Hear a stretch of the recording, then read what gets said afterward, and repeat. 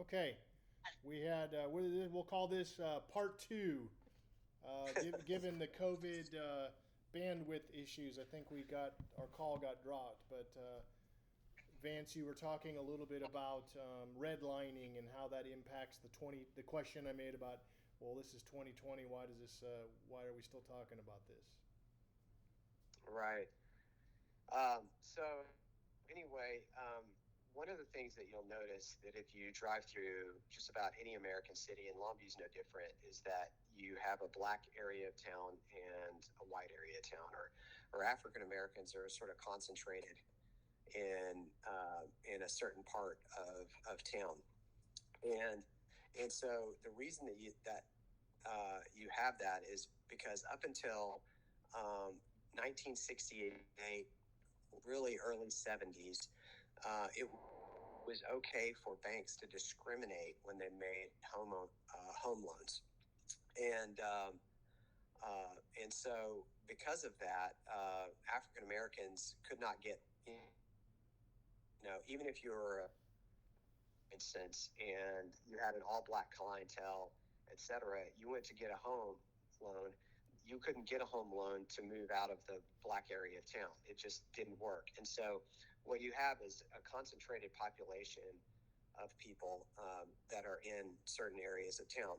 And then you have to understand sort of how crime correlates to socioeconomics, right? So you've got a concentrated area of African Americans. They've been excluded from the economy in a million different ways. And so there's socioeconomic issues there. And so, and that's concentrated in a certain area.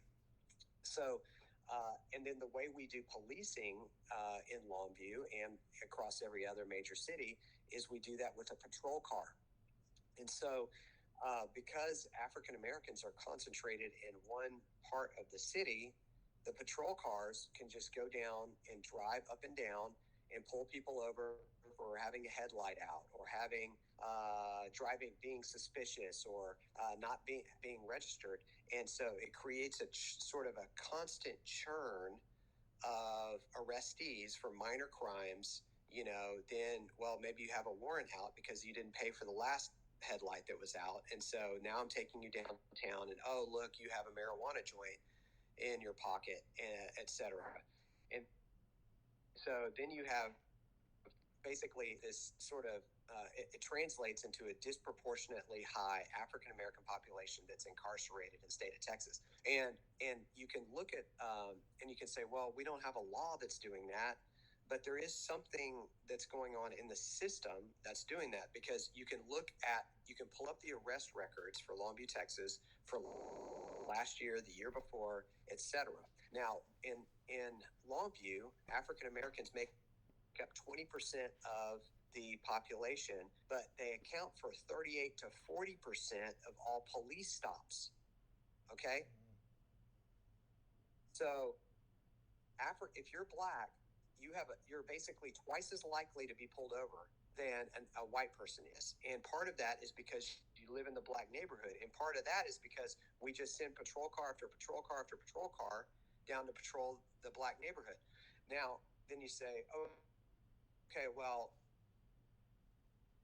maybe African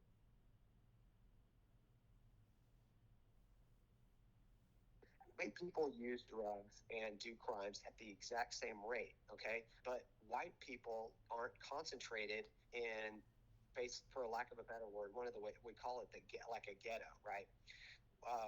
The white poor, they're more rural poor, and so you have to kind of drive outside of town, and then you might drive down a dead end, and there's 4 or 5 trailers there, and that's where people are cooking meth, and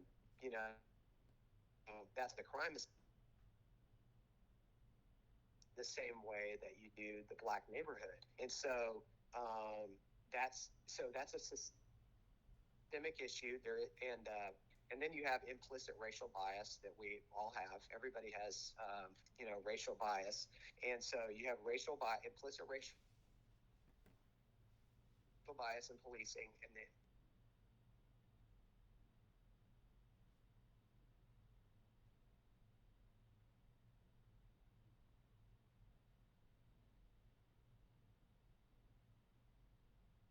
then that has economic consequences of its own. They take income earners out of the household. They take people away from their families. They can't provide for their children because they're in jail, et cetera, and et cetera. So it's a big feedback loop.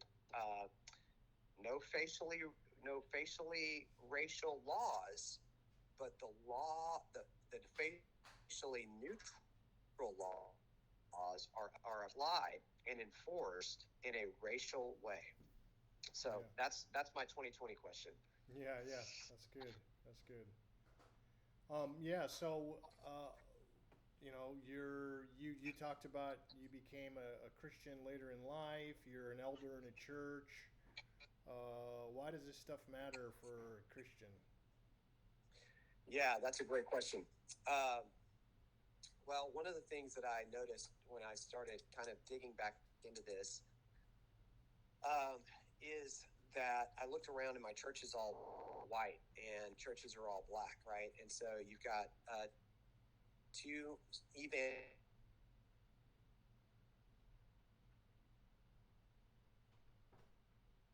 interesting is that African Americans, by and large, a greater proportion of African Americans are evangelical, in other words, conservative Christians, than whites are, right?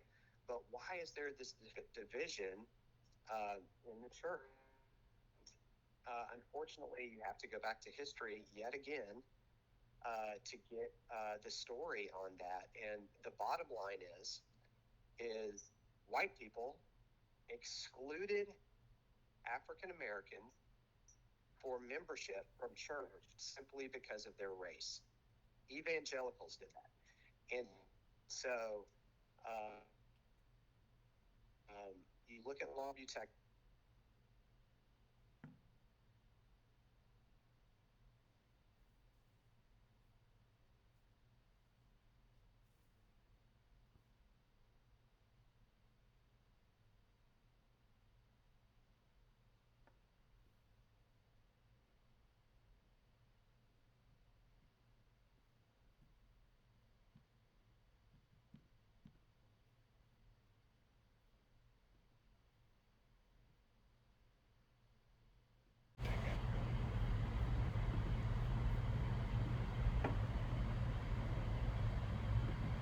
Right. Well, we welcome Vance Freeman to the conversation in honors 3523 and